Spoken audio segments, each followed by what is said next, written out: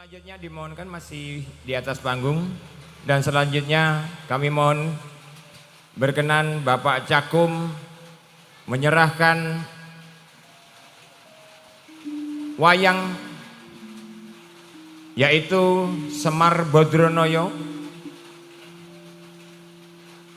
kepada Ki Dalang Yusuf Ansor Khairuddin sebagai tanda dibukanya pagelaran wayang kulit semalam suntuk dengan lakon Semar Bangun Gayangan. Silakan.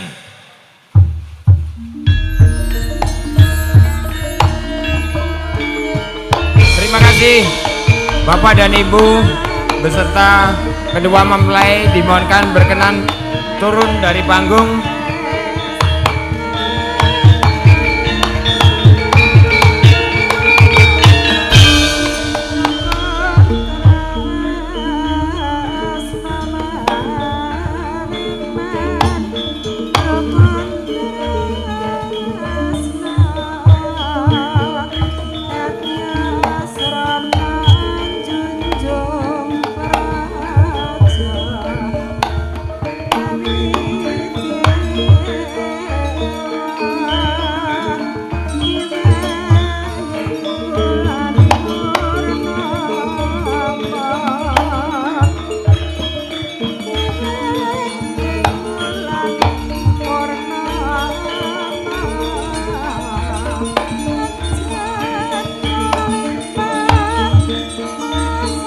Dan selanjutnya kami serahkan sepenuhnya kepada Ki Dalang Yusuf Ansor. Apabila ada kurang kesalahan, mohon maaf.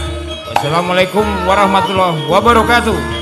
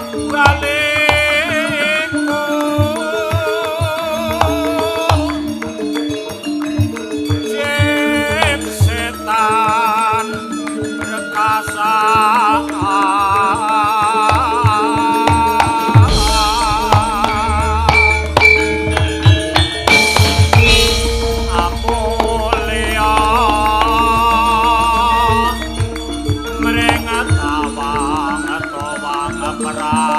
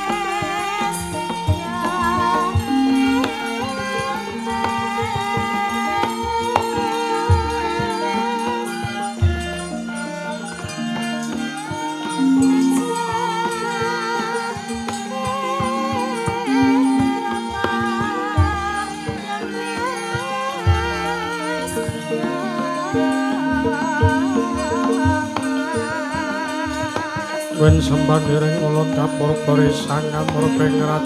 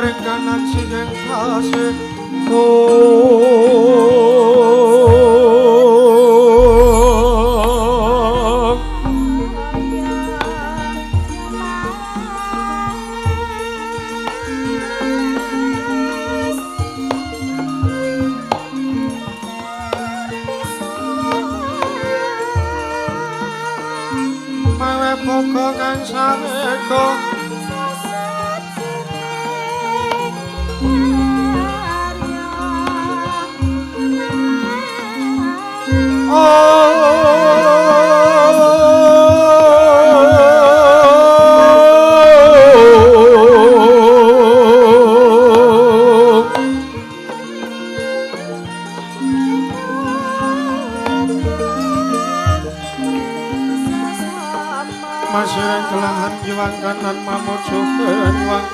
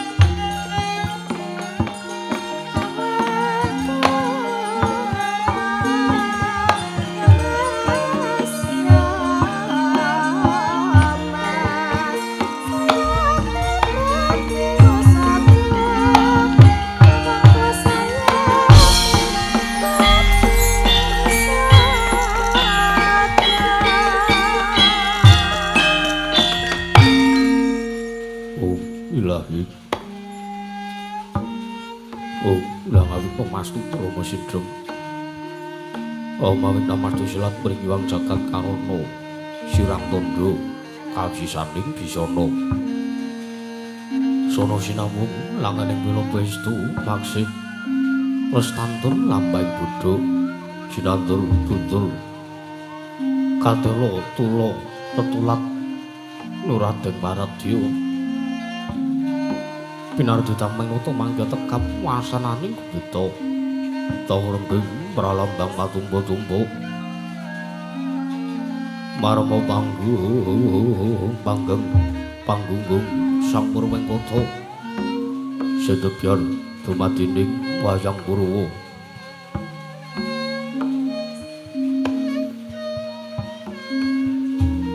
purwakane kandha narenduteng basa tuwe punika musura sayenar saya karaos kula jare anggo sawani ing diri rasa rumangsa rumangsani lir jalma ngilukaca jarweh musra kemcek carita lebet wis gemelar jroning magliran yaiku sejatine miksani pagelaran winggit Purwa Surya Candra Darung Yang Kartika wis kinodha putrating kawasa sari ratri angin dari bawana perwateking doksina gilir gumanti temandati pitanganing dina sasi Warsi Windu kang sarta abad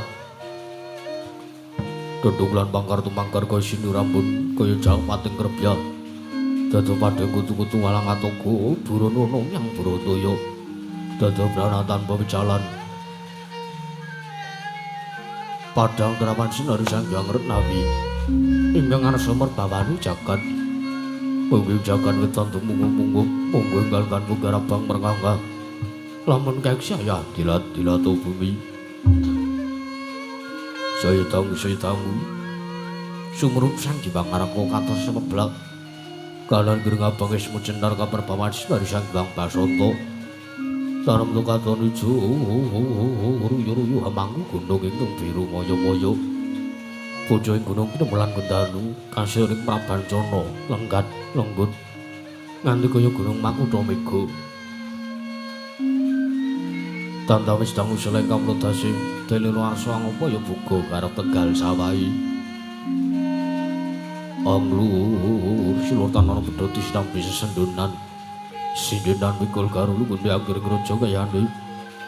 Sawane ana pirembagan sumur wangi.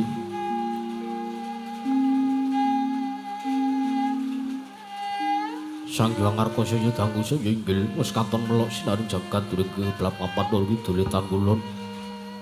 Sinaring jagat kang sami Banyudara Banjara berkekuwung marang datan wonten angkeng amadani.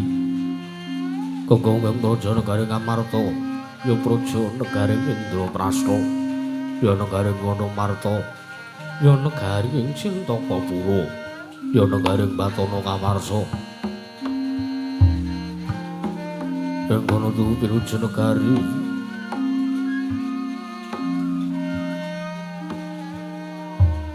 dumadi ingkang saking pulo Banjara sinasapan kuya benawi trembang samudra binang langut kang tanpa pagut. Pegating manunggal kamanto urut ing Cakrawala, wane-wane Cakra Bisik, samana kinebing jurang corong, kinebung go serong kinari sing peksi lawet lan sarang durung. Wonten ugi pasisir antarsasana jembar kebegading pasir gemelaring garis pinggir. Sedaya tanem tuti nanduran kang murah kebi. Royo-royo karang titri ruwe-ruwe ron klopo. Bumi subur pasiten mawur satengah nandur.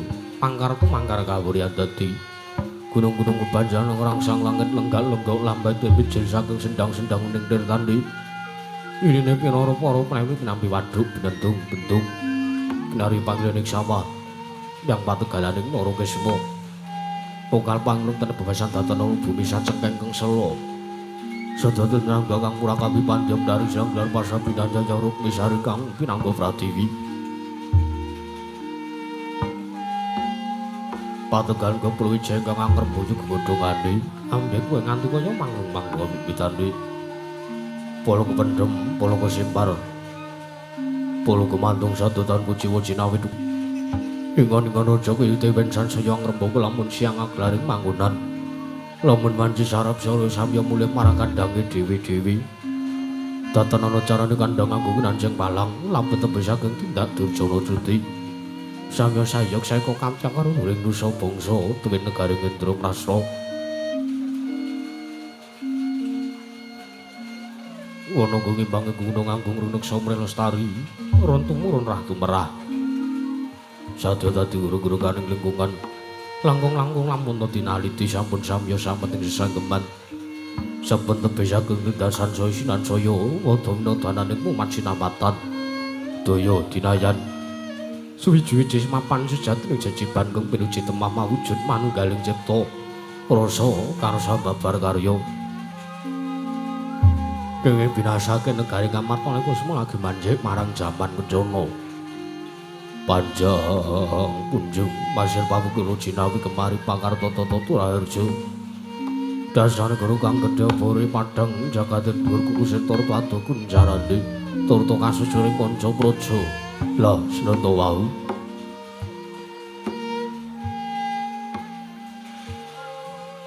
ingkang asta pusaran ngadil bangsa negari Amarta menangira den ucapna dasa namaning Sang Nata Dasa 10 nama wis mestani jelur Sang Nata Prabu Puntadewa ya Sang Nata Prabu Darma putra ya Sang Prabu Darma Wangsa ya Sang Nata Prabu Darma Kusuma ya Sang Nata Gunatali Krama, ya Sang Ajata Satru, ya Sada Dija Kangkung, ya Sang Prabu Yudhistira. Nalendra pepakuning bumi ingkang anggung jejekaken Kautamarisan juga lenggah madang jaman cana. Ora montor-montor sipatung foto yaya Sanjewang Bathara Dharma Kijawantah. Binayang bayang sanjane Murab-Sari kamis tinggal panggung ketanggung saka maloro-loro. Ingkang samya ngambil pancaring Prabon anggen menika ta pisawanira kadang nata satring tunggul pawenang ing satring jadi pati negeri Sang Raden Harya Werkudara ya Sang Raden Bimasena ya Sang Raden Bratasena ya Sang Raden Wijasena ya Kusuma Yuda Kusuma Dilaga ya Sang Gandawastra Maja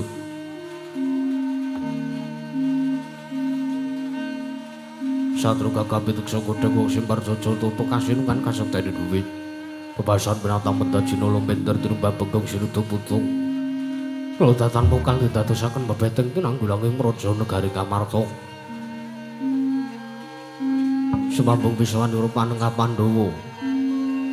Saturing madukara nenggih Sang Raden Arjuna, ya Sang Raden Janaka, ya Sang Raden Permadi, ya Sang Setya Margana, ya Sang Dewi Badsuk, ya kumbang ali-ali. Sadra bagus tanpa cacat pengawat itu kaya tejo. Kasinungan kasektene duwe. Paring pangkedhene blusowan kersanipun Sang Nata Sang Prabu Darma Kusuma ya Sang Prabu Puntadewa. Datan kantun inggih kelenggang wonten sak pembengenaning Sang Nata anggih ragil para Pandhawa satring sawul jajar tuwin bumi retawu inggih Sang Raden Nakula miwah Raden Sadewa ya Raden Pinten Tangsen.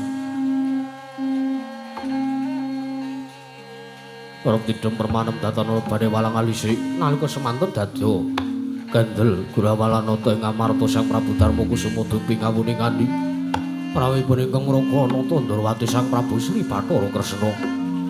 Bagus manten sangya para nayaka samya ganting pasisiran jejel riyel rapet pepet pipit prasasata tupan dengkul tatan persela labet sakadheng marusi banjayam buta gedira runting bulumbul kenging terang kendanu yang munting mung selabu payung megar pendi jamur bareng mung surendeng tumbeng kang apik jati ngarane mungsa katiga parandigan tidhem jinem madring pasewakan negari Ngamarta. Nadan kuda datan ingkang obah samira datan mampah kapiang sumung swaraning pradonga miwah pangling maranggana siga murmani pangandikan dada kumang dewi jeneng pandika Sang Nata Prabu Darma Kusuma ingkang dereng kababaring lesan.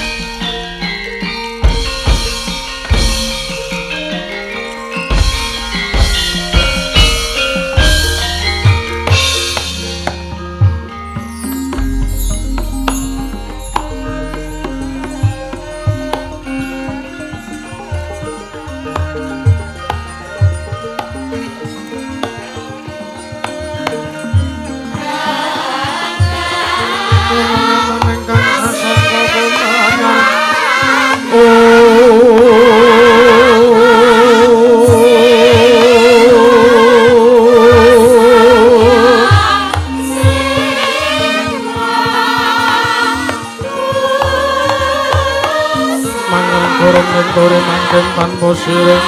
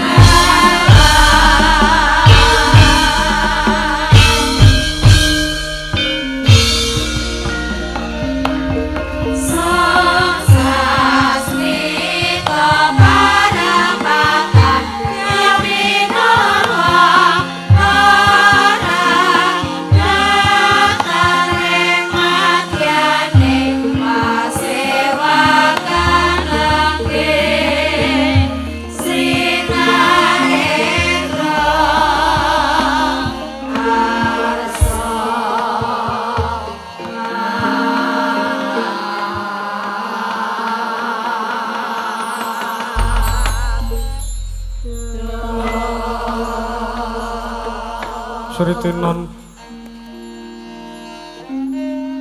ning base akan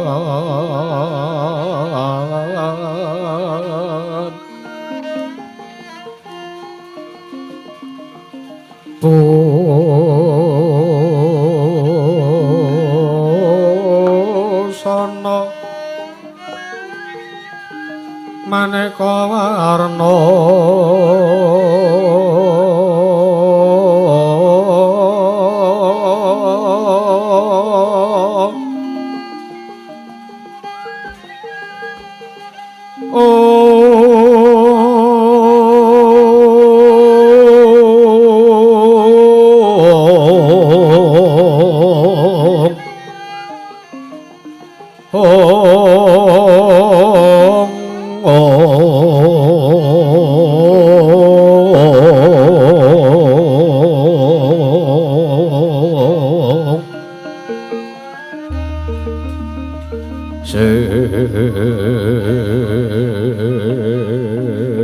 Seba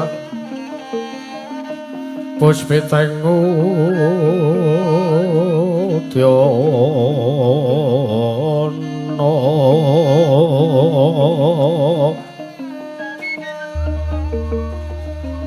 Nyuwang Pancrah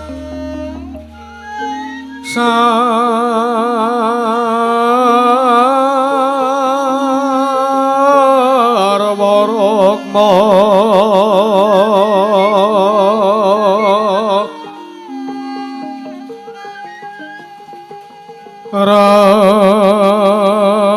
Ranggeng Manik Nara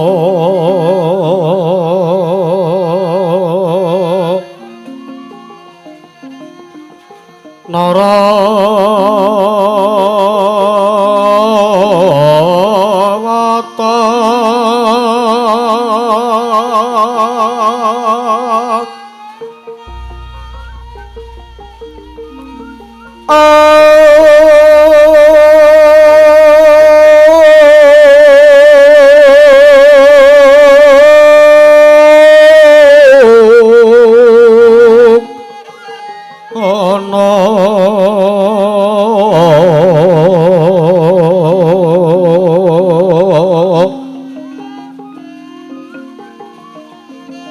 Obro Prabanya Kangsu merah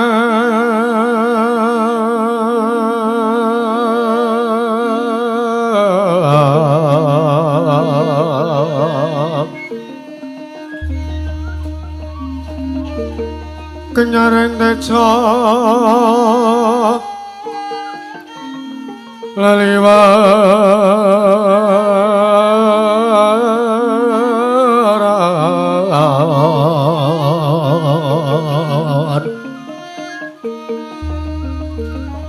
lerki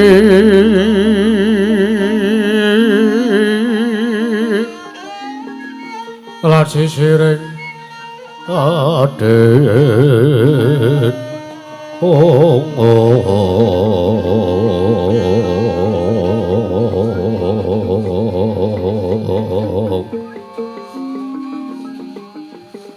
Wembo kekondo mre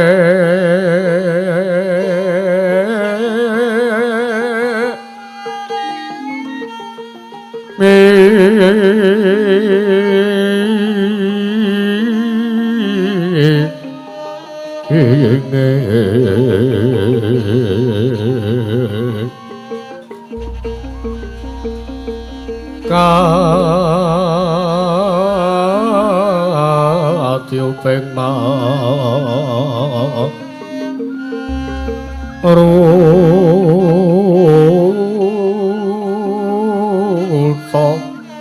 mando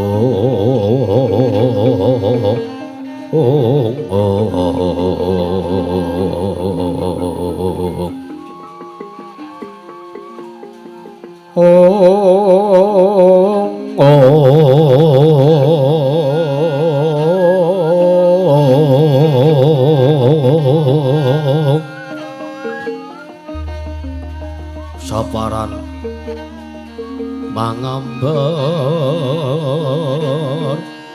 kungas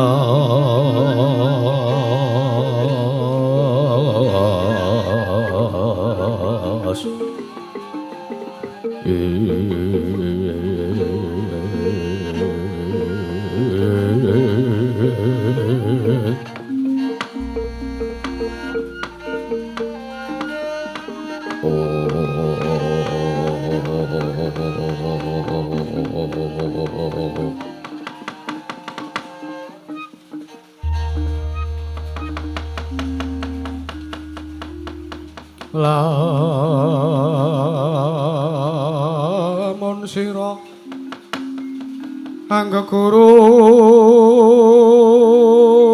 kaki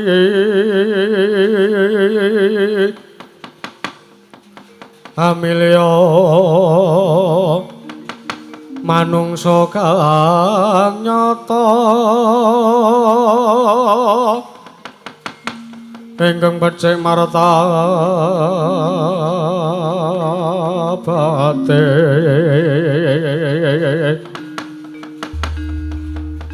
sarta kawruhing hukum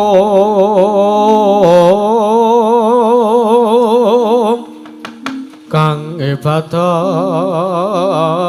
lan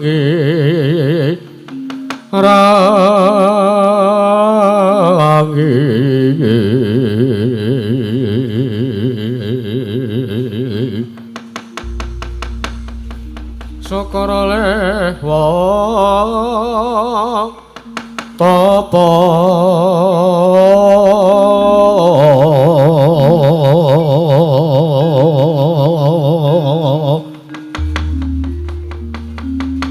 engkang wis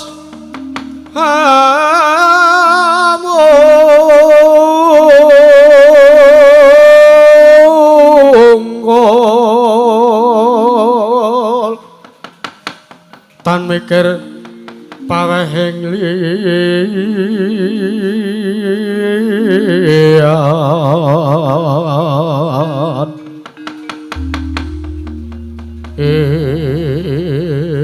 iku pantes kuranana kaki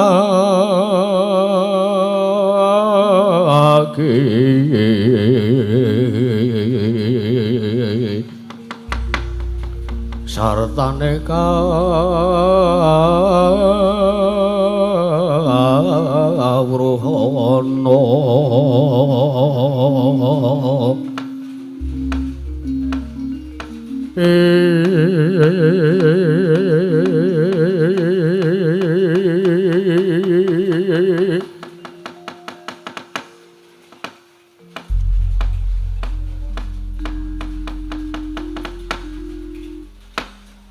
Dewang Agung muga ngayumana marang praja negara Ngamarta sakisinipun.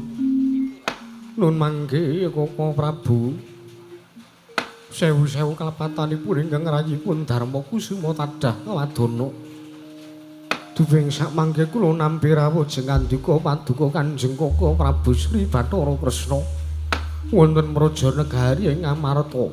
Koko Prabu saestu ingkang rayipun Darma Kusuma ngaturaken tadah wadana saha pambagya raharja tuwin pudya pangastawa mugi tansah kunjuk ngarsa paduka Kanjeng Koko Prabu Sri Bathara Kresna. Koko Prabu jimat sesembahan kula pengayoman kula wonten ing Madyapada prapting delahan Koko Prabu Sri Bathara Kresna. Koko Prabu Ndarawati jagat pangestu karo wayah ndara jagat nono inggih Yayi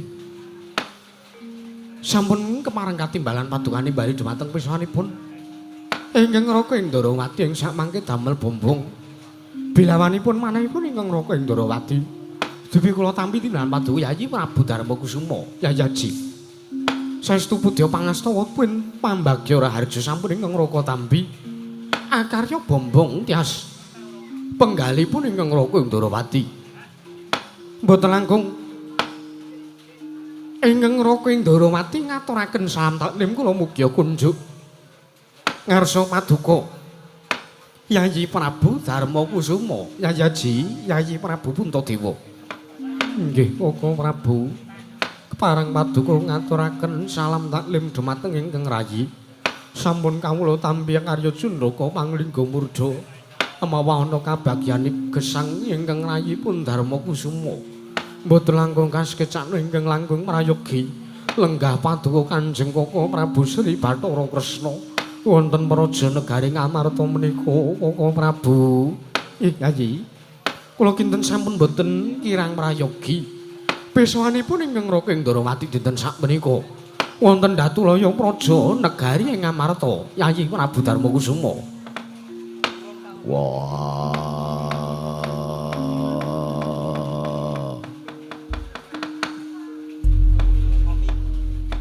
Jlitheng kakangku. Sarawuh aku ngaturke basaku katura Kresna kakangku. Kadangipun Kakang Dimas Werkuduring Jodipati ya Dimas. Sia diatur basa kelawan mon Kakang ora liwat pangestunipun Kakang wae tampanono Yayi. Yo, pakugem dadake jimat ora liwat prayogan nunggun bulungku. Ana kersane barep kakangku, Jlitheng kakangku. Iya, Werkudara iya. Yo, Kaya wis ora kurang kepenak. Praptanipun Kakang ana ing Datulaya Praja Negara Ngamarta dina sakmengko iki. Yayi Dimas kadangipun Kakang Koko Prabu Nadyan ingkang rayi Maduka Rupun Arjuna. Ngaturaken sembah sungkem pangabekti kula kunjuk Koko Prabu. Kadangipun Kakang Dimas Arjuna. Iya. Dimas kadangipun Kakang Panengah Pandhawa. Sia diatur bekti kalawan pun Kakang wis tak tampa lila legawa ing penggalih orane pangestunipun Kakang bae tampanono ya Arjuna. Nggih sampun kawula pundi. Hingga jimat paribe ndayana ing kasantosan Koko Prabu. Mboten langkung kasekecana lenggah paduka Kanjeng Koko Prabu Sri Bathara Kresna wonten ngarsanipun Koko Prabu Puntadewa, Koko Prabu Indrawati. Ya Arjuna ku ya wis ora kurang kepenak Yayi. Koko Prabu Nadyan kula ingkang rayi ing sawet jajar pun kula ngaturaken sembah bekti kula kunjuk. Koko Prabu. Kula ngaturaken sembah bekti kula kunjuk Koko Prabu. Kadangipun Kakang Yayi kembar Ragil Pandhawa, ya Yayi Ragil. Wis tak tampa sia diatur bekti kelawan pun Kakang. Ora liwat pangestunipun Kakang Ndrawati wae tampanono ya Dimas Nekula Sedewa pinten tangsen. Sampun kawula pundi? Kaya jimat paribe ndayane kasantosan. Koko Prabu sampun kula pundi. Mboten langkung kasekecana lenggah paduka jengandiku Kanjeng Koko Prabu Sri Bathara Kresna wonten praja negari Ngamarta menika Koko Prabu Kresna. Iya. Kaya wis ora kurang kepenak Dimas Nekula Sedewa pinten tangsen. Nuwun sewu Koko Prabu. Sewu-sewu kalepatanipun ingkang rayipun Darmakusuma tadah wadana. Krana ing sakmangke mbobile kula kepareng wantun cumalena matur ngarsa paduka Kanjeng Koko Prabu Sri Bathara Kresna. Koko Prabu saestu manahipun ingkang rayipun Darmakusuma menika kaget gurawalan penggalipun ingkang rayipun Darmakusuma. Wondene kula nampi rawuh jengandika Kanjeng Koko Prabu ingkang sengkan-sengkan datan peboyan menawi alit utusan gandhek sak kembaran. Agengipun utusan Nayaka Praja saking negari Ndrawati. Nanging dinten sapunika paduka Kanjeng Koko Prabu Sri Bathara Kresna rawuh ijen tanpa rowang wonten praja negari Ngamarta. Duh Koko Prabu menawi ingkang rayipun para Pandhawa mangertosi lelampan suha perkawis menika ing saderengipun saestu kula nedya ngrakit kreta kencana kinarya methuk paduka Kanjeng Koko Prabu. Saha nyawisaken Hermawar kinarya miji ampeyan paduka Kanjeng Koko Prabu Sri Bathara Kresna, Koko Prabu Ndrawati, Koko Prabu Sri Bathara Kresna, Koko Prabu jagat pangestu para wayah kula jagat Yayi kula nuwun sewu.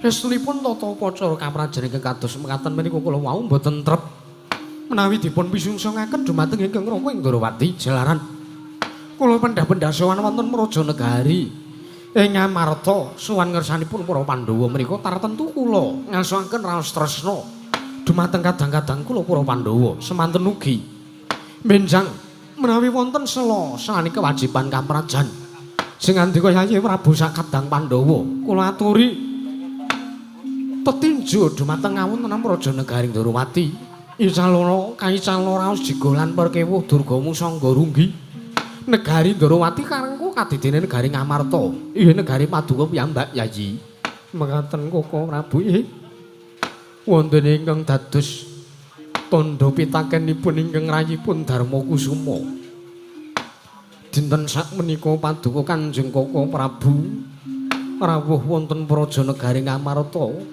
wonten paring dawuh menapa lan wigatosipun menapa Koko Prabu saestu nedya ingkang rayipun Darma Kusuma nedya nganglungaken jangga nilingaken karna mastuti sabdatama Paduka Kanjeng Koko Prabu Ndorowati jimat sesembahan kula Koko Prabu Sri Bathara Kresna Koko Prabu nuwun sewu Yayi kula nuwun sewu menawi sing andika paring pitaken ingkang kados mekaten dumateng ingkang Raka Ndorowati menika menapa mboten naminipun Nguyahi Segara liripun kados pundi nuwun sewu jalaran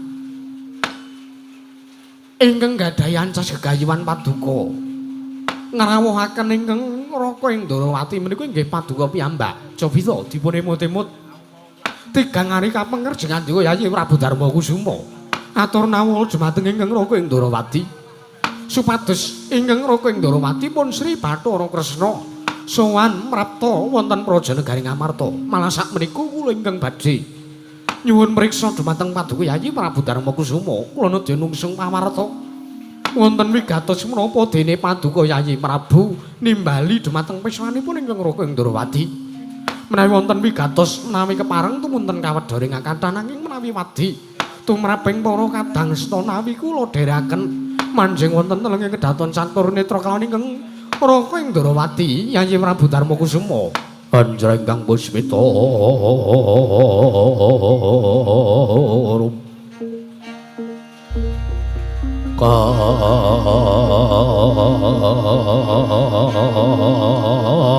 kasilireng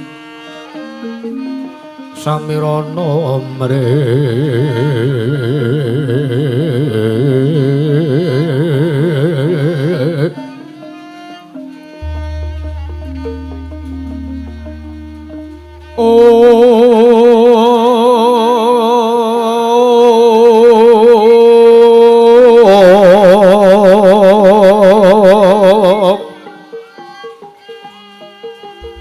sekar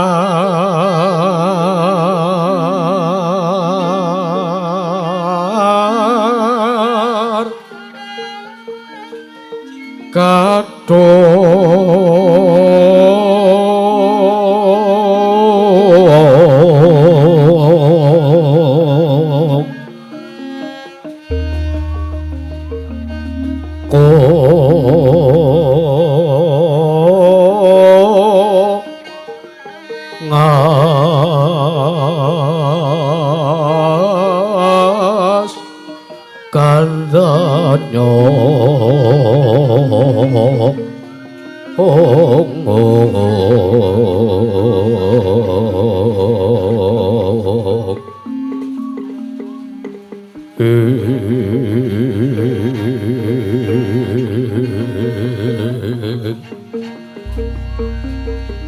maweh raras Ratnane Indriya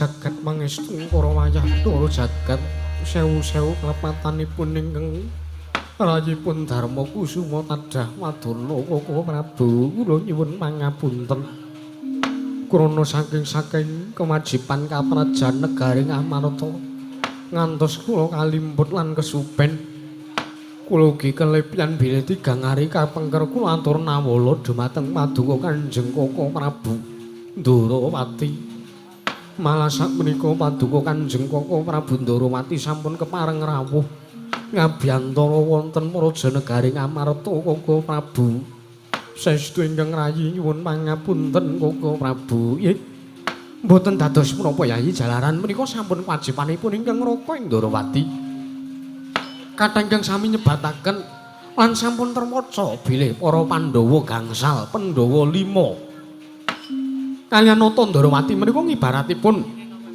kreta jaran sakusiripun inggih mula saking menika ingkang Raka Ndarawati tansah boten saged uwal saking para Pandhawa ingkang Raka Ndarawati ugi tansah kedah mayungi dhumateng laku jantranipun kadang-kadang kula para Pandhawa mekaten Yayi inggih Koko Prabu malah sakmenika menawi dipun keparengaken kula badhe matur ing kathah wigatosipun menapa wondene kula 3 hari kapengker atur nawala ngarsa jengandika Kanjeng Koko Prabu Ndarawati nggih kasumanggaken Yayi nggih Koko Prabu saestu jatosipun kula menika bingung kados pundi anggen kawula badhe matur wonten ngarsa Paduka Kanjeng Koko Prabu awit kula menika ajrih menawi sak mangke dados bot repotipun penggalipun Paduka Kanjeng Koko Prabu awit menika ngembet dhumateng karaharjanipun sangya para kawula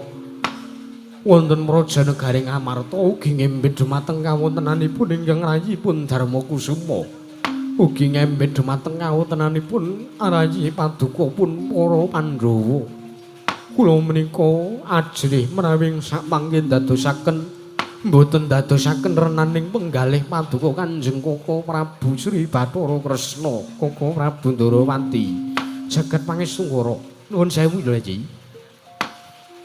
kula kinten Paduka sampun ngantos gadahi penggalih pamanggih ingkang kados mekaten jalaran ingkang Raka Ndarawati menika sampun mangertosi kawontenanipun kadang-kadang kula Pandhawa kula menika ndherekaken para Pandhawa menika sampun dangu sanget Yayi awita kula aturi paring dawuh wonten kawontenan menapa ingkang ngembet dhumateng garajanipun para kawula wonten Prajanegari Ngamarta ugi kadang-kadang kula para Pandhawa Jlithong kakangku kadangipun Kakang Werkudara piye wah aku arep matur boleh ki ora yo matur Dimas matur sing tetelo barep kakangku sejatine sangga rugi ewuh ya rasane barep kakangku arep matur ngersani Jlithong kakangku mergo wedi yen to mengko dadi pun repote Jlithong kakangku aja ngasi mengko dadi rekasane Jlithong kakangku Ndarawati nanging jatine ora mangkono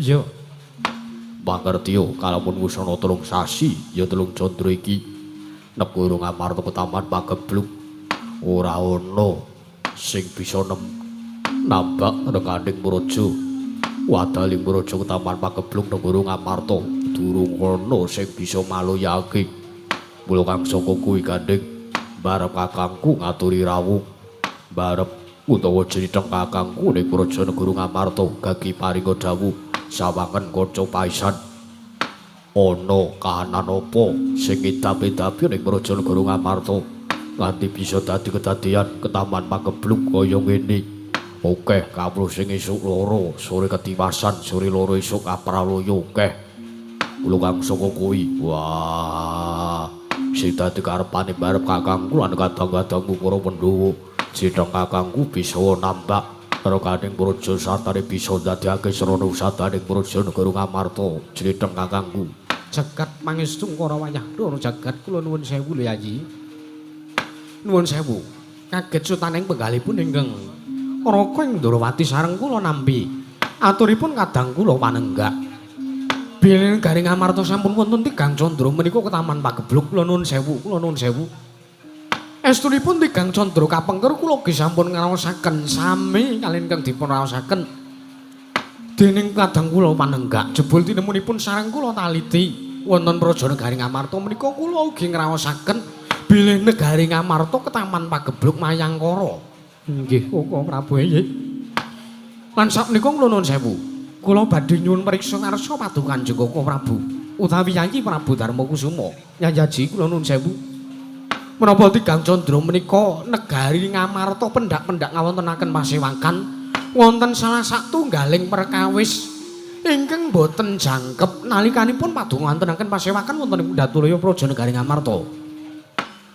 Kula kinten sampun cekap sedaya Koko Prabu, kula raos sedaya syarat sarana uba rampe pendak-pendak ingkang rayipun Darmakusuma ngawontenaken pasewakan ugi tata upacara kaprajan boten wonten ingkang kantun nanging kula ngraosak punika bareng sareng paduka paring dawuh ingkang kados mekaten.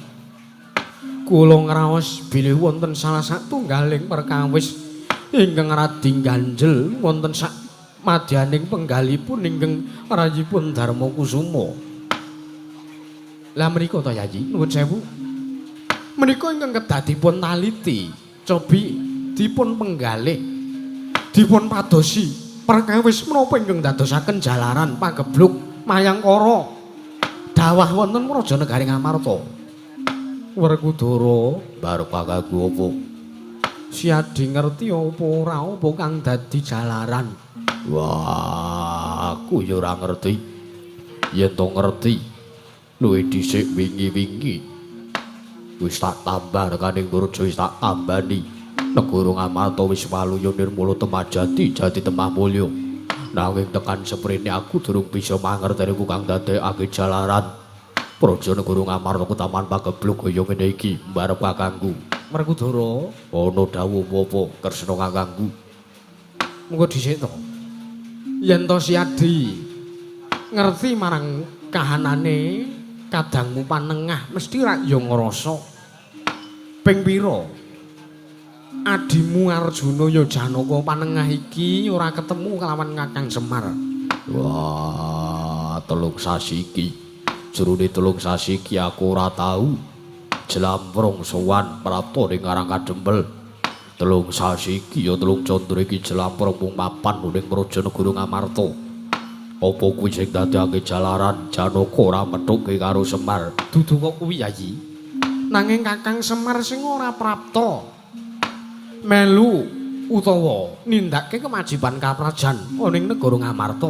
Pengkasan dadi gara-garaning negara Ngamarta kuwi ndadekake jalaran ketaman pagebluk ning Praja Negara Ngamarta. Mila saking menika Yayi, sampun kecandhak perkawisipun bilih sejatosipun ingkang dadosaken jalaran lan sababipun Negari Ngamarta ketaman pagebluk menika mboten sanik jaya mung Kakang Semar Badranaya ingkang mboten netepi kemajiban kaprajan Negari Ngamarta, Yayi Prabu. Sikra-sikra yen Permana Ganca sikra ngrakit nawang sesangka.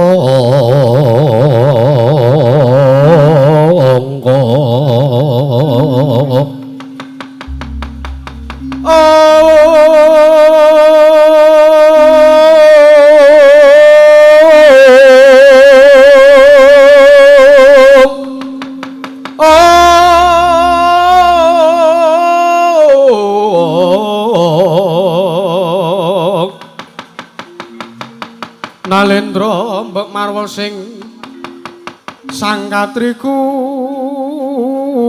mula katriku mulung mangrombahe ngaco kurta kurore kagiri-giri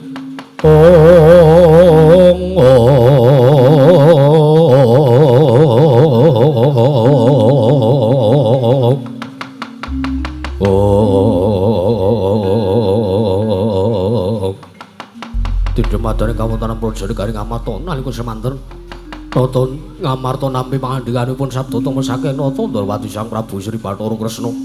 Nalika semanten dadi legeng datan mubadatan musik nata ing Ngamarta Sang Prabu Darmakusuma.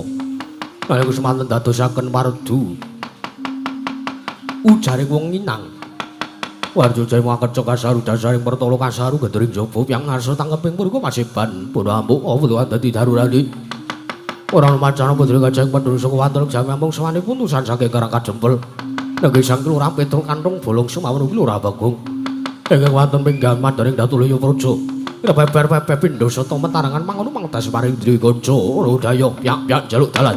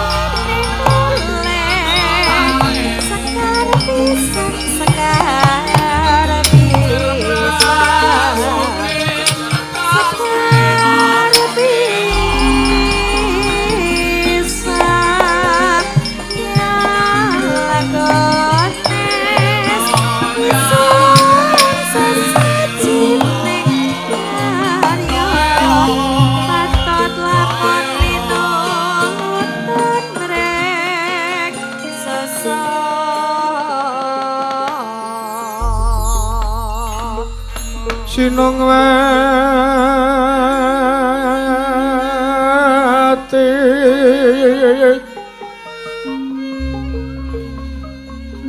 Sinong wati jagat kinari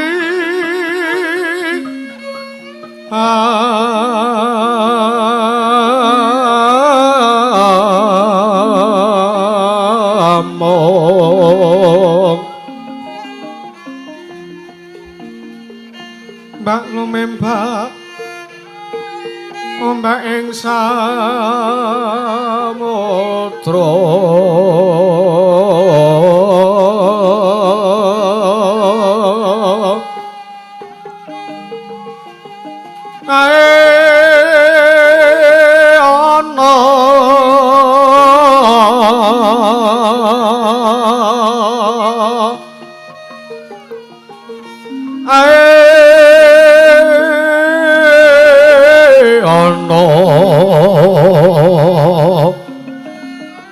bali lumut amra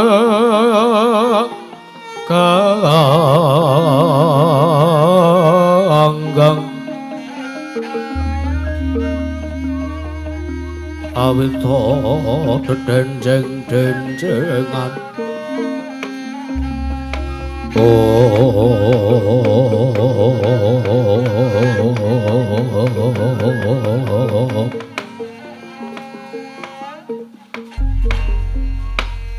jagat pangestu kara mayah pendoro jagat nuwun sewu Koko Prabu kawit kala wau kula lan paduka ngrembak babagan Kakang Semar Badranaya ingkang sampun wonten tigang candra boten sowan wonten praja negari Ngamarta malah menika katingal piswanipun pun Panakawan Petruk Kanthong Bolong Sumawana Kilurah Bagong Koko Prabu nuwun sewu Yayi kawontenan menika ingkang aneh-aneh jalaran nuwun sewu Kakang Semar menika mboten sowan piyambak wonten praja negari Ngamarta nanging malah utusan dhumateng atmajanipun Petruk kalian Bagong nanging kados menapa kadangu Yayi jer menika Panakawan Paduka Yayi Prabu Darma Kusuma ingkang ageng labuhanipun dhumateng pun kadang-kadang kula para Pandhawa mekaten Koko Prabu kula aturi lenggah sekeca Koko Prabu napa nggih sampun mboten karang prayogi Yayi Prabu Darma Kusuma Petruk Kanthong Bolong padha kanthi slamet sapraptamu Petruk Panakawan nunamin pasang Kalimantabe dina benong kuna diri dumawahing tamang tuwang linepatna ing tolak manu sinuwun sewu kepareng paduka sing sinuwun Prabu Darma Kusuma miji dhumateng piswanipun ingkang abdi pun Petruk Kanthong Bolong kepareng wilujeng piswanipun ingkang abdi ing kapetrukan wonten ngersanipun paduka sinuwun Prabu Darma Kusuma mboten manggalangan setunggal punapa sowan kula tebih saking Rubeda cinaket mring Karaharjan tuwin kayuwanan kepareng kula ngaturaken sembah sungkem pangabekti kula kunjung ngarsa paduka sinuwun Prabu Puntadewa iya Petruk wis tak tampa ora lewat pangestuku tampanana ya Petruk sinuwun sampun mboten kirang payogi kleru Dik sampun kula pun dinggo jiman paripe ndahing kasantosan. Iya prayogakna. Nggih, sampun mboten Kang payogi sinuwun. Piswanipun ingkang abdi pun Petruk Kanthong Bolong. Panakawan Bagong padha kanthi slamet sak tekamu Panakawan. Nona nggih. Nona met pasang Kalimantabe tina benong kula dulu dumawang tamang-tumang sinuwun. Linepan ing tulak manu. Paduka sinuwun Prabu Puntadewa miji dumateng piswanipun ingkang wayah apa to, Gong? Ingkang abdi pun Panakawan Bagong. Iya. Nggih, kula ngaturaken sembah bekti kula konjuk sinuwun. Iya Panakawan. Nggih. Pangestuku tampanana. Sampun mboten sampun kula pundi kok sampun mboten kirang prayogi. Prayogakna Bagong nggih sampun mboten kirang prayogi kowe iki. Iya Bagong nggih. Aku gumun pripun? Nuwun sewu ana wong Bagong kowe iki sirahmu gedhe. Nggih. Nganggo iket mongko bentuke kaya siwur. Ane kene ku variasi, garekane ajeng kula damel kagok ning malah dadi kagol niku. Awe iki ya aneh-aneh kok Gong ngarep yoja kok mburine kaya ngono. Ha iki ngene kok, Tru. Ha iya, biasane nek kagok ki ngarep Solo, mburi yojane nek iki ora tak walik. Ha iya. Tulis meneh lah ya ora pas to. Latar putih. Kandhane kok, Tru. Nek arep tukunen 350. Wah. Ana mondolan iket kok kaya ikut. Ane kene ku jaman modern niku nek mboten enten kemajuan nggih mboten sae sinuwun. Iya, nggih kowe iki. Ngeten niku.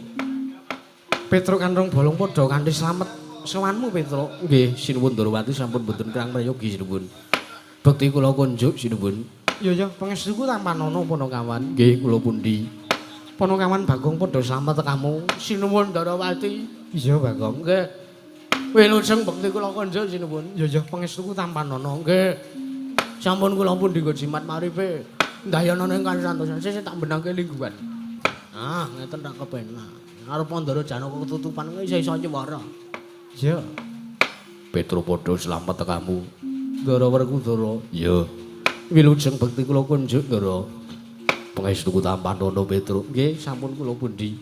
Bagong padha slamet. Ah, wilujeng Ndara Werkudara. Bekti kula kunjuk Ndara. Iya, pangestuku tampanana. Nggih, kula pun dinggo jimat. Petruk pun padha kanthi slamet sowanmu Petruk. Nggih, Ndara Arjuna. Iya. Bekti kula kunjuk Ndara. Pangestuku tampanana Petruk. Nggih. Bagong padha kanthi slamet. Nggih, wilujeng bekti kula kunjuk Ndara Arjuna. Iya Ponokawan Bagong kowe ngatur bekti kelawan aku wis tak tampa. Ora pangestuku tampanana. Nggih, kula pun dinggo jimat maripe danu ingkang santosan Ndara Janaka. Iya. Petruk Bagong padha kanthi slamet. Bagong Petruk padha kanthi slamet. Kowe sik aku sik, Gong. Kakon sing bener kali mbageke kae. Lho, Arep Bagong Petruk apa Petruk Bagong kuwi sing konsisten. ngono. Ya Petruk Bagong padha slamet tekamu. Ya Petruk Bagong padha kanthi slamet. Wilujeng bekti kula kunjuk Ndara Kembar. Wilujeng bekti kula kunjuk Ndara Kembar. Ya tak tampa pangestuku tampanana. Ya tak tampa Bagong pangestuku tampanana. Kula pundi? Nggih, kula pundi Ndara Kembar. Ponokawan Petruk gawe kaget. Sowan mongko tanpa tinimbalan Ponokawan. Ana wigati apa Petruk? Kepareng matur ngersanipun Sinuwun Prabu Puntadewa, lepat atur Jagong Pangaksami. Ingkang sepisan sowan kula badhe matur. Ngaturaken tebasiti sekul binun teling uron klapa. Apuren tampa bilih wonten lepat kuling sak mangke anggen kula badhe matur ngersanipun Sinuwun Prabu Puntadewa. Ya ora dadi ngopo Petruk. Nggih. Ndungkap angka kalih. Sowan kula mriku mboten saking pikajengan kula piyambak nanging sowan kula mriku dapur dipun utus dening wong atuwa kula, dening bapak kula Semar utawi kakekne Semar ya bapak kula Nayantaka ing Karang Kadempel. Sowanmu diutus kelawan bapakmu Petruk. Nggih. Wigatine apa? Wigatosipun Ingkang sepisan kula nyuwunaken pangapunten dhumateng Paduka Sinuwun Prabu Puntadewa awit bapak Tigang Candra menika mboten sowan netepi kewajiban wonten Prajanegari Ngamarta awit jalaran bapak niku tulung sasi niku nek kula rasake nek kula delok nek kula sawang niku kaya wong lara ning kok janjane ora lara kaya wong ngengleng kok janjane ya isih waras ning jroning Tigang Candra mriku bapak niku kula takoni niku mboten kersa wangsulan. Kula caosi daharan mboten didahar, kula caosi unjukan mboten diunjuk. Kula niku nganti bingung. Lah nggih kula niku nganti bingung, Mir. Kowe iki nek kirane mung arep ngrepoti anak, wis gek sengkakno wae patimu ya, Mir. Bangane gor ngrepoti anak. Lho niki cangkeme wong Amen kok, Tru. Aku ndek bapak pedhot kaya ngono ya. Judrek. heeh. Kandhane kok kowe iki ta. Ngaten niku pun kek wis Pak Mir Semar, Bapak Semar nek lara ku ya ndang mari, nek arep kepiye iki ya murih apike kepiye kok anak-anak sing goleke dalan Padang. Gari tanda tangan warisan, sertifikat lemah. Dikeke ahli waris, anak ragil ahli waris iki Pak. Mun kula genahke ngoten niku ning bapak nggih dereng kersa paring mangsulan. Niku sareng sewijining dinten kula niku wis do bingung. Kula Kakang Gareng kalih Bagong niku pun do bingung iki apike wong tuwa kaya ngene iki dikepiyeke. Akhire pungkasanipun kula kalian Gareng karo Bagong niku nglumpuk, anak-anak nglumpuk sowan teng daleme bapak. Matur kalih bapak, "Pak, eneng apa janjane mbok aja gawe bingunge anak-anak." Wong kula niki wis seprana seprene dimong kalih bapak. Nek wong tuwa lara niku sakniki dadi tanggungane anak. Bener, anak niku riyen nek isih cilik niku jan dadi tanggungane wong tuwa. Ning yen anak kuwi wis dewasa dadi tanggungane anak. Wong tuwa kuwi. Iya. Nggih. Wong tuwa dadi tanggungane anak. Wong tuwa ngrasake kepiye-kepiye anak kudu langsung tanggap luweh-luweh.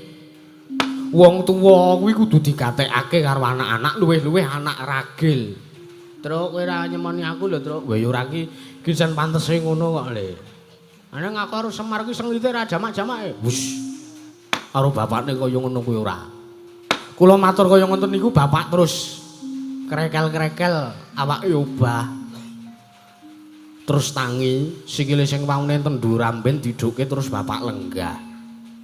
Terus ngelintring nyumet udut ming mbak kothok niku. Wah, ambune sengake ra jamak-jamak. Dene bapak niku nggih kuat.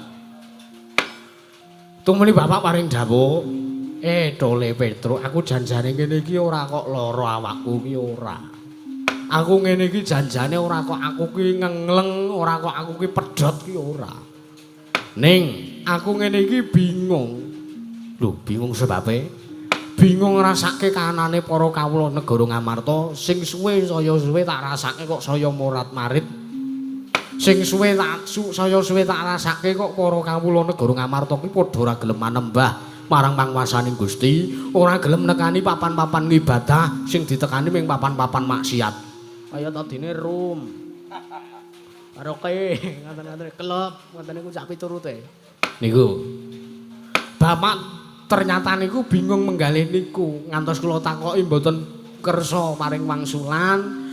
Bapak kula caosi daran mboten didhahar, kula caosi undukan mboten diunjuk. Lah, tumuli kula takon kalih Bapak, njur karepe jenengan pripun? Kersane pripun, Pak? Petruk iki ngene ya, Dole, kowe aja salah tampa, sadurunge aku tak omong karo kowe.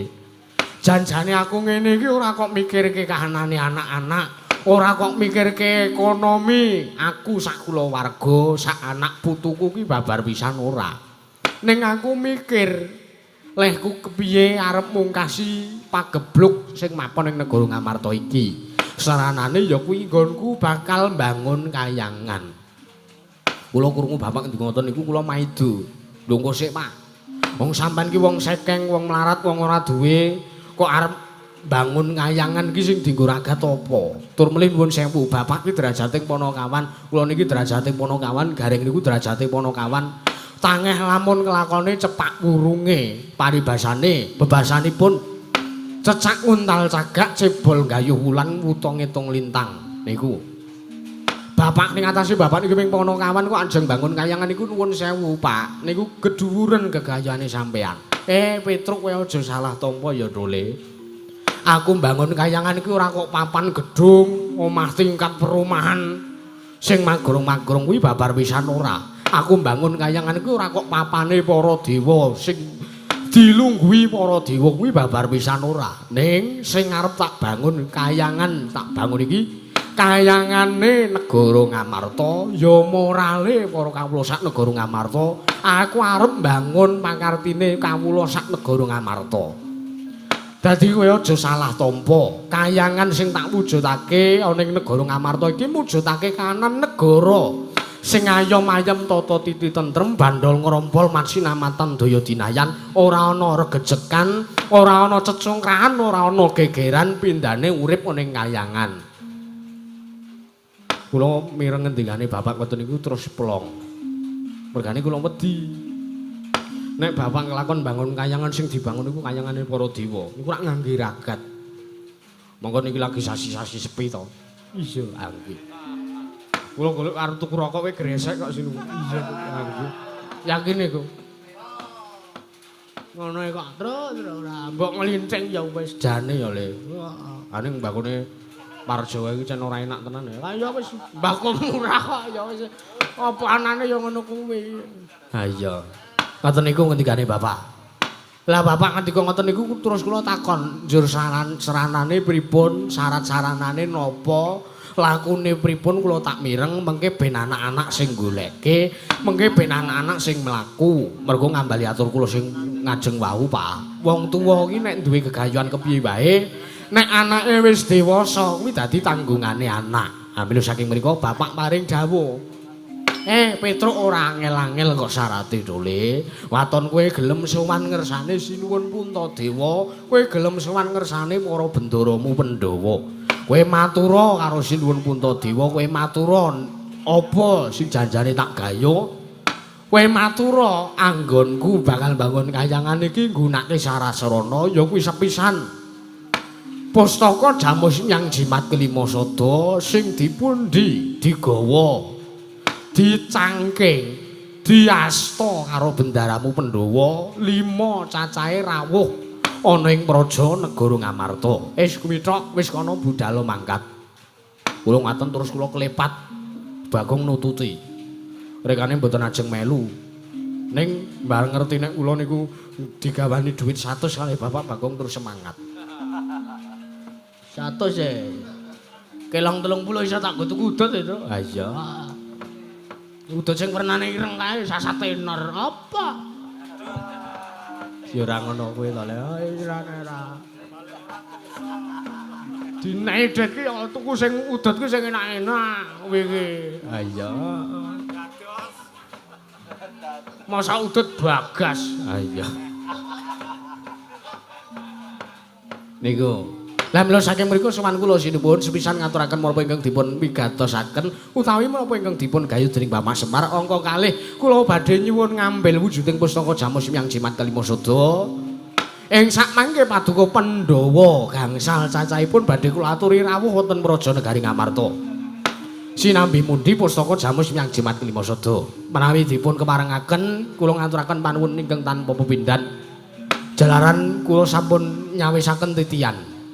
Gong, kae sing tok gawa ki apa? Aku nggawa tosa.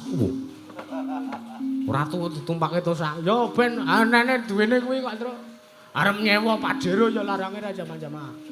Arep nyewa Alpan ya ora selo. Ha iya.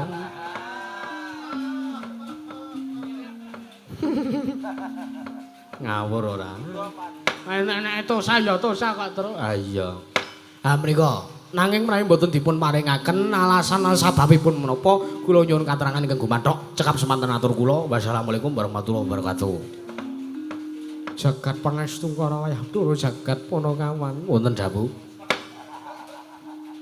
Mestine wae nggonku bakal njupuk apa kang dadi kekarepan utawa nggonku bakal menehi maringi guh pratikel kelawan kowe. Ya ora saka awakku dhewe kersanipun. Jalaran Puntadewa kuwi urip ora mung dhewe nanging bareng kelawan kadangku Pandhawa 5. Mula aku bakal taren luwih dhisik kelawan kadangku Pandhawa 5 Petruk. Lah kene iku langkung prayogi. Sing jeneng sedulur niku nek enten napa-napa mang taren riyin. Aja ngasi mengko ndadosaken miskomunikasi. Iki ngono Petruk. Nggih, estu niku. Ora nganti mengke seling surup antawisipun Puntadewa kaliyan Ndara Werkudara. Nek sinuwun Puntadewa sarujuk ning Ndara Werkudara mboten sarujuk niku padha mawon mengke malah mung ndadosaken perkawis ingkang mboten prayogi dumateng gayuhanipun Bapak Semar Badranaya. Mekaten. Ngono Petruk. Nggih, nggih. Iya Petruk. Ya nggih. Werkudara bareng kanggo aku. Kepiye mung kuwi Dimas Werkudara jadi pati nggone Kakang Semar bakal bangun kayangan. Wah, weneno. Pustaka Jamus Nyang Jimat kelima sada weneno lawan Petruk ben digawa kanggo syarat srana dipol kakangku nggone bakal bangun kayangan. Siadi sarujuk lahir batin. Alhamdulillah. Piye Dimas Arjuna kadangipun Kakang Panengah? Kula ugi sarujuk Koko Prabu kaliyan menapa ingkang dipun ngendikaken Kakang Mas Werkudara. Yayi kembar kepiye? Koko Prabu kula sarujuk, kula sarujuk Koko Prabu. Jalaran gegayanipun Kakang Semar menika wis luhur sanget kepengin nyernaken pagebluk ingkang mapan wonten ing Praja Negari Ngamarta menika. Petruk mesti kowe wis krungu dhewe kelawan ature kadang-kadangku. Ah nggih, sumeplong raos sing manah kula sinuwun. Nanging ngene ya Petruk gandeng Pandhawa kuwi karo Koko Prabu Ndarawati kuwi ngibarat kereta jaran sak kusire. Aku go bakal taren kelawan Koko Prabu Petruk. Ah niku sing langkung prayogi. Mergo nuwun sewu. Sinuwun Ndarawati menika tus-tuse Nalendra ingkang titik Sang Hyang Bathara Wisnu ya Sang Hyang Bathara Suman. Menika diwaning kabagyan. Pak kabagyan menika langkung sae. Panjenengan ngandika tetarusan kalian Sinuwun Prabu Puntadewi Ndarawati. Ha monggo mawon. Ya Petruk Koko Prabu wonten maring adhawuh Yayi. Kados pundi anggenipun Kakang Semar badhe mbangun kayangan. Jengandika sarujuk menapa mboten? Nuwun sewu.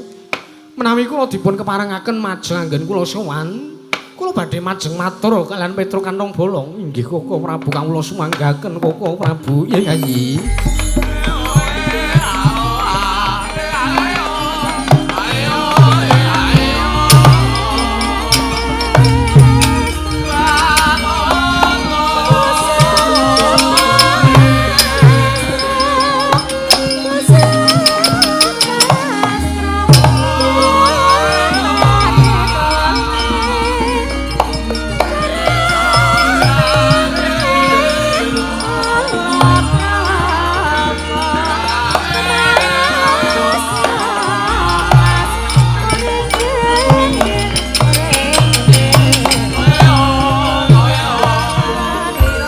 Pandhawa Pandhawa myoku mulung manggung siring sata Kurawa kambang gesra katete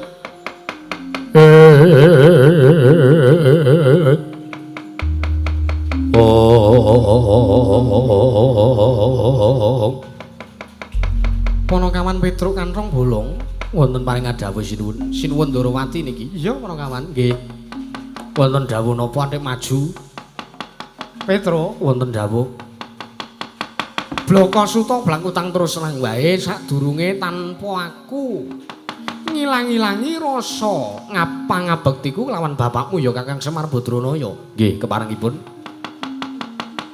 Yen to aku midhanget kang dadi ature kadang-kadangku para Pandhawa yen to kadangku para Pandhawa sarujuk yen to bapakmu Semar kepengin bangun kayangan kuwi rasaku kok ora mathuk, rasaku kok ora gathuk. Rasaku kok ora pas. Lho. Kok mboten pas? Ajeng dipaske obah wae. Dadi meleset kleru bolong. Ngawur ora. Tenan kok Witra. Mboten pas sebabipun kados pundi kok jengandika mboten cocok, jengandika mboten rumaja. Cobi kula nyuwun pangandikanipun. Sabab mangkene Petruk mangerti ya? Nggih. Jerone aku lan Yayi Aji Darmakusuma nganake pasewakan iki mau ora liya mung ngrembug babakan bapakmu sing wis telung candra rasowan. Teges bapakmu ninggal marang kewajiban kaprajan pekasan negara Ngamarta ke Taman Pagebluk. Kamangka Kakang Semar ya bapakmu kuwi kang dadi pamonge para Pandhawa. Yen bapakmu ngemong para Pandhawa 5, mesti wae bapakmu uga melu ngemong kawula sak praja negara Ngamarta nanging kena ngapa? Bapakmu telung candra iki ora sowan ateges yen ngono cetha sing dadekake jalaran negara Ngamarta iki ke Taman Pagebluk ora liya mung bapakmu Semar. Lan siji meneh Nata Ndarawati kok sing ora tak seneng iki bapakmu ning atase mung drajating batur. Bapakmu ki mung gedhi bal 17. Lah kok teko dadi arep mbangun kayangan bapakmu ki mung saking wong ora duwe wong melarat. Wong elek nyolok mripat kok arep mbangun kayangan drajating Panakawan sing arep dienggo ragat ki apa le bapakmu arep mbangun kayangan.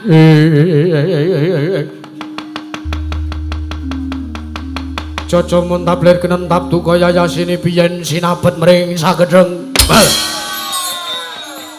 Dadi tahono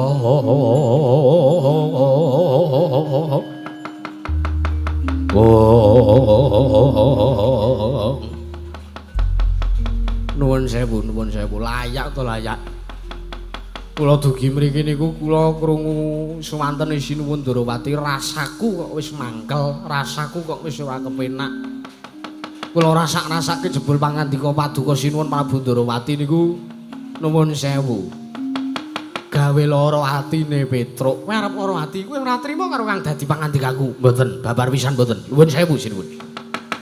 Ning ngatasi bapak niku wong tuwa sing kula sembah. Nek sampean ngelokke kula, Petruk kowe wong melarat, Petruk kowe wong ora duwe derajat pangkat, kowe iki mung derajate Panakawan wong sekeng, kowe wong ora duwe wong elek nyolok mripat, kowe kok arep bangun kayangan sing arep nggo ragat ki cengelmu apa kepiye? Niku mboten masalah. Niku mboten napa-napa. Niku mboten dados perkara. Ning barang sampean ngembet bapakmu ki wong elek, bapakmu ki elek nyolok mripat, bapakmu wong saking wong ora duwe, niku sing gawe lara atine Petruk. Mila pariwaksa kula nuwun sewu, kula Basanana kula ya ora kanggo, kula tata krama Arsi nuwun Ndarawati kula ya ora kanggo.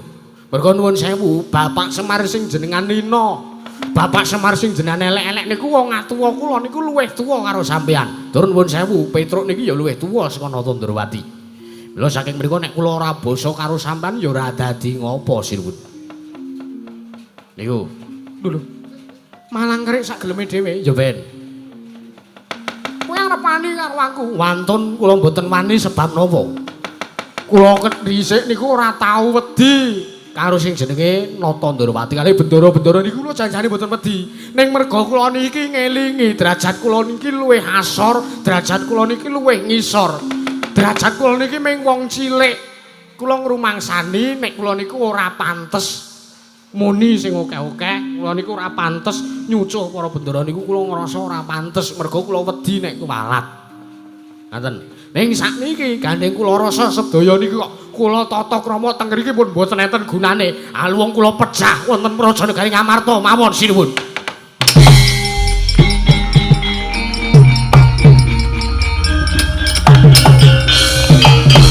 Maning jajanan sukataning bangun iblis lanat Petruk wis sajak kowe arep wani karo aku Petruk. Yen ngono ayo dudu nang kene papane wong Bandayuda ayo metu njaba tak kanthi kowe adu arep karo Nata Ndarawati. Nggih, Mang Tetel. Mang lerehke keprabon sampean. Sampean adu arep kalih kula. Derajat kula mang padhake kalih kula. Mergo nuwun sewu, nek sampean nyandang cara ratu kula wani karo sampean. Mengke kula entuk malat saka sing gawe urip pun ngaten mawon. Nek sampean pancen mboten trima kalih kula pun.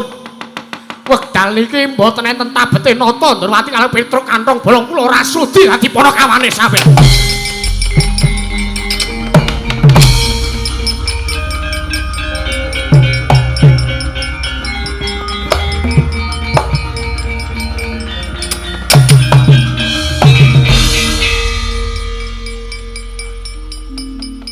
Lho Bagong arep apa? Arep nesu.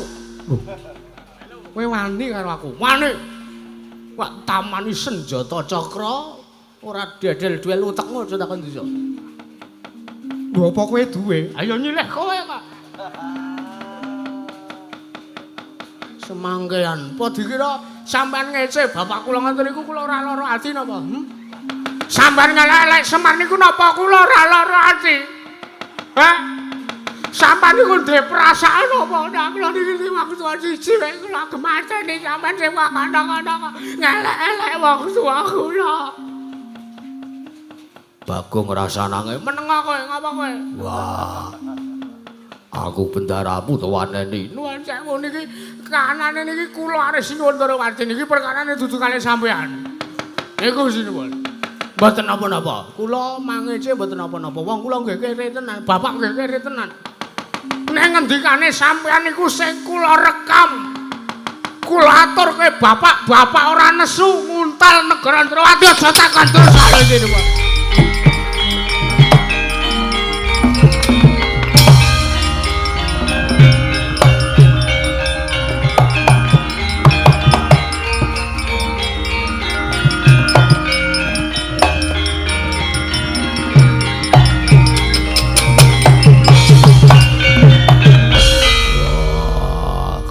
Kakangku, kowe kudu ngendhake marang kamurkane Bagong lan Petruk. Aja duweni prasangka, sartane aja duweni panemu sing kaya ngono. Mergo aku seprana seprene ditutke karo Panakawan kuwi ora tau sithik wae Panakawan natoni atine Werkudara. Panakawan kuwi gedhe lelabuhane tumrap para Pandhawa. Nanging kena ngapa kok kowe ning atase Semar duweni gegayuhan luhur kok kowe ora sarujuk. Malah ngina muni sing ora-ora karo Panakawan. Petruk lawan Bagong kae wong jujur, nadyan to wong kau dosa. Srogal-srogol nang kae omong apa anane. Yen to kae mengko ora mbok ndek lakune, malah mung dadi perkara kowe karo Semar Badranaya jlitheng kakangku. Ila dalah jagat Dewa Bathara. Yayi Arjuna, ayo derekno lakunipun Kakang Yayi.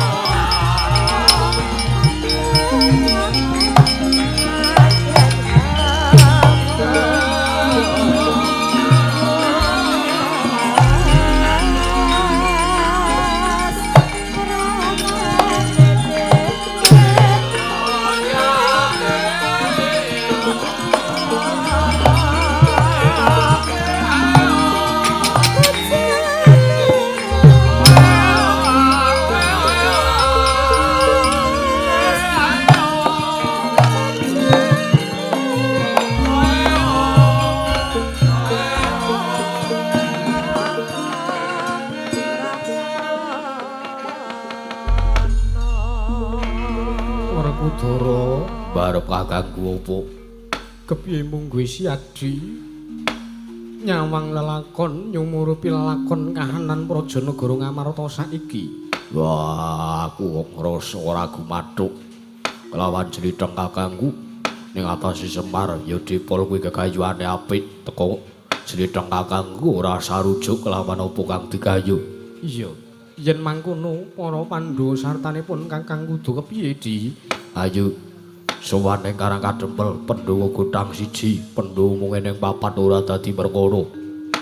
Sinambi mundi pustaka Jamus yang jimat nglima sada dimen rancak sing dadi kegayuhane dipol kakangku. Mangkono Dimas. Yo, Yen mangkono ayo pun Kakang derekake metu alun-alun pepungkuran. yo barep kakangku. Nanging luwih dhisik bubarno kang padha sibuk. Jenenging Sanadya kondur kedaton Dimas. Yo, wis toke dawuhmu aku njaluk pamit. Ya ngati-ati aja kaya bocah cilik. Sing ati-ati wis ora ana dawuh meneh Dimas Werkudara. Purna gati ning pananggilan. Arus Sanadya kondur kedaton saking damar jero kinapin gambaran gandeng kadhaken sang jaring pura Mbajedi manggung ketanggung Joko paloro-loro. Ingkang samyong ampil wacare keprabon. Kawisan saking Pandhawa didanya Sang Sri Naranata lamun sakatinon saking Pandhawa. Para Pandhawa tansah munjuk syukur ngersaning Gusti kang akarya jagat.